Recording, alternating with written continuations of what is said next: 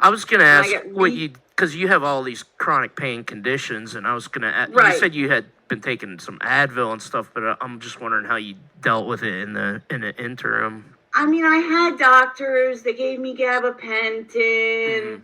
You know, I've been on and off muscle relaxers for years. They give me diclofenac sodium, which is a type of NSAID. I mean, there's a million ways, but the diclofenac sodium, my body doesn't like it. Like I literally just doesn't feel good when I take it. And I just sort of gritted my teeth and dealt with it.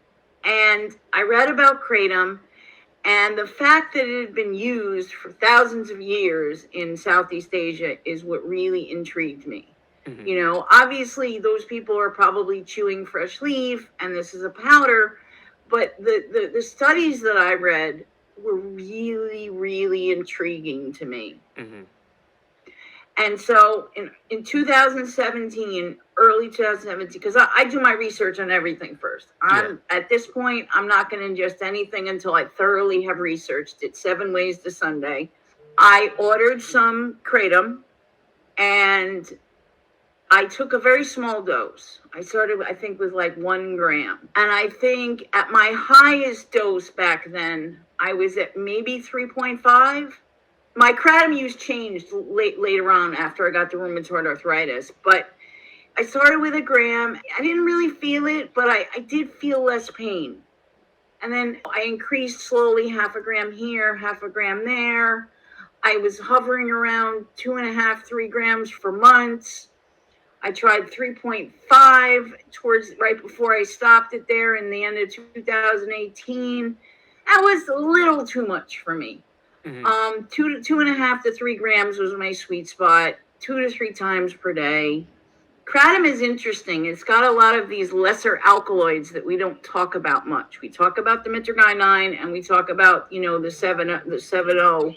Yeah. But we don't talk about the payethylene. We don't talk about, I think it's, I'm going to butcher this word. Please excuse me. Spectagolinine. These are the muscle relaxant alks.